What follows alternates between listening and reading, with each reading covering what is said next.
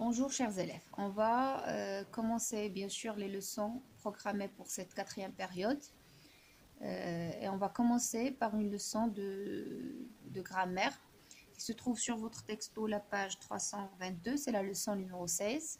Le titre c'est les fonctions par rapport au nom. Bien sûr c'est une leçon qu'on va voir sous forme de plusieurs parties. On va commencer par la partie la plus facile, c'est la partie que vous connaissez très bien, puisqu'on a déjà traité cette leçon sous forme de, ou bien sous titre de les expansions du nom, bien les expansions du groupe nominal. Et on va la revoir, on va revoir cette partie. On va axer le travail aujourd'hui sur deux fonctions importantes qui sont liées au nom dans la phrase, c'est la fonction épithète et la fonction complément du nom. Alors, on va commencer par le petit texte que vous voyez sur votre texto dans la partie ou bien dans la rubrique Observant. C'est un texte de Marcel Pagnol et on va directement passer, vous allez le lire bien sûr à la maison, et on va directement passer aux questions qui sont liées à ce petit texte. D'accord? La première question A, quel mot et quel groupe de mots apporte des informations sur le nom bonhomme? Si vous voyez le nom bonhomme, il se trouve dans la première ligne. Mon frère Paul était un petit bonhomme de 3 ans. D'accord? Alors, si vous lisez le texte, et on va répondre aux questions, bien sûr, on va trouver que bonhomme dans le texte, donc les mots qui sont, ou bien le mot, ou bien le groupe de mots, qui apportent des informations sur le nom bonhomme sont le mot petit et le groupe de mots de 3 ans. D'accord? Donc, bien sûr, vous le savez très bien. Donc, il s'agit ici d'un épithète et ici d'un complément du nom. Ça, vous le savez. Je sais très bien que vous avez déjà cette réponse dans la tête.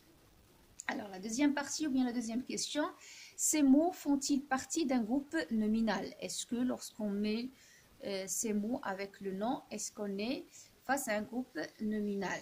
C'est-à-dire lorsqu'on dit un petit bonhomme de 3 ans, est-ce que là il s'agit d'un groupe nominal? Oui, bien sûr, il s'agit d'un groupe nominal. D'accord? La deuxième question, le groupe de notre grand-père dans la ligne 3 complète-t-il un nom ou un verbe? Donc on va le lire, on va voir. Est-ce qu'il complète un nom ou bien un verbe? Alors dans la ligne 3, voilà. On commence. Les joues ronds avec de grands yeux d'un bleu très clair et les boucles dorées de notre grand-père inconnu. Donc la question, est-ce que le nom, ce groupe nominal, notre grand-père, est-ce qu'il complète un nom ou bien un verbe? Et comme vous le constatez très bien, il complète un nom. D'accord? On parle de quelle boucle dorée? Bien sûr, ce sont les boucles dorées de notre grand-père. Donc, ce mot ou bien ce nom, boucle, il est complété par ce groupe de mots qui est notre grand-père. D'accord? Voilà. Donc, on le sait très bien. Ça, c'est pas nouveau. Donc, on le sait qu'un nom a des expansions. Dans la phrase, on peut trouver un nom avec... on peut le trouver tout seul, bien sûr, comme on peut le trouver, et généralement, on le trouve avec des expansions. Alors, ces expansions, comme vous le savez, sont des mots ou groupes de mots qui le complètent et qui le qualifient, bien sûr.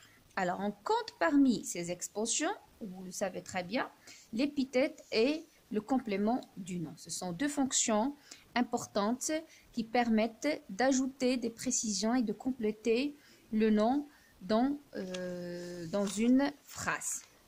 Bien sûr. Alors, si on parle de l'épithète, on le sait, c'est une fonction. Alors, cette fonction épithète est une fonction qui est exercée par, en premier lieu, un adjectif qualificatif ou bien un groupe adjectival, ou par un participe passé ou présent employé comme adjectif. D'accord? Et cette fonction épithète, c'est une fonction qui qualifie un nom. Donc, on l'utilise pour qualifier un nom, pour donner plus de détails, pour préciser davantage le sens du nom. Et on le sait très bien, puisque c'est seulement une expansion du nom. C'est une fonction qu'on peut supprimer, et peut être supprimée. Et vous le savez aussi que l'épithète se place avant ou après le nom. Donc, des fois, on le place devant le nom, des fois, on le place après le nom. Ça n'a pas de... des fois, ça donne, ça différencie le sens, mais généralement, c'est comme ça. Ou bien je le trouve devant le nom, ou bien après le nom. Et on le sait aussi, ou bien vous devez le savoir et vous ne devez pas l'oublier, que on peut, pour un seul nom, on peut avoir plusieurs épithètes qui peuvent se suivre. Donc, on ne peut pas avoir un seul épithète, on peut avoir plusieurs épithètes. Voilà pourquoi je vous propose quelques exemples pour mobiliser bien sûr ce que vous savez déjà et pour bien éclaircir des choses qui peuvent ne pas être claires pour vous. On prend là le premier exemple. Tout le monde passe des moments difficiles dans ce quartier horrible. Donc voilà, il y a des noms ici et il y a des noms qui sont écrits avec des expansions. D'accord? Parmi, donc on a le mot monde ici, mais monde, vous le voyez, là on a seulement un groupe nominal minimal, c'est-à-dire seulement le déterminant et le nom. Donc là, il n'y a pas une expansion. Par contre, si on prend le nom Momo, ici, on voit très bien qu'il est suivi de difficile. Et difficile ici, c'est un épithète qui qualifie le nom Momo. Bien sûr, il y a un autre nom, c'est le nom quartier. Et quartier suivi d'un autre mot, un adjectif, bien sûr, épithète, horrible, qui permet de qualifier, de donner plus de précision sur ce nom. D'accord? On prend un autre exemple. Céline vient de m'annoncer une bonne nouvelle. Voilà. Ici, on a bonne et le nom, c'est nouvelle. Si vous l'avez remarqué dans le premier exemple, l'adjectif est placé après le nom.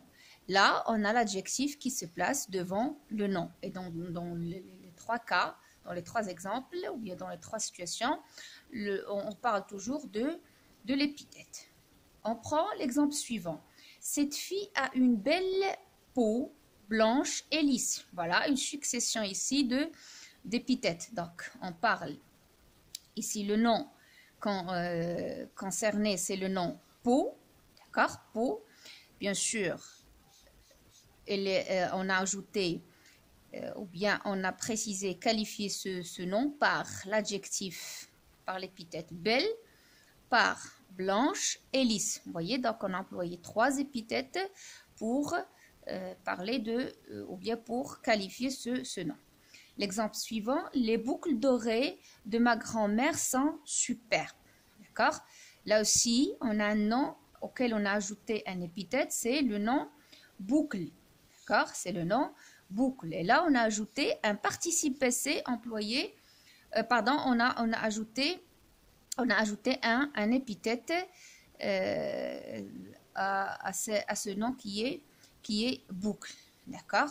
Si vous voyez ici, on a notre adjectif, mais là, et il ne s'agit pas d'un épithète, c'est une autre fonction de l'adjectif. Vous le savez très bien. C'est l'attribut. Alors, dans le dernier exemple, la dernière phrase, on a aussi « La voiture stationnée devant notre maison appartient à mon grand-père ». D'accord?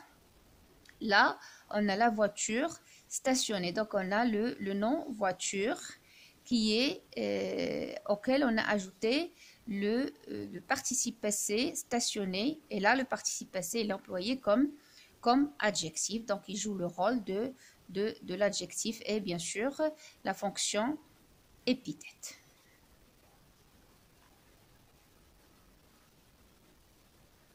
Alors voilà, c'est tout pour la fonction épithète.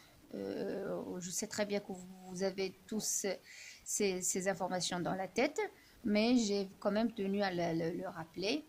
Et n'oubliez pas de suivre la deuxième partie dans laquelle on va voir le complément du nom.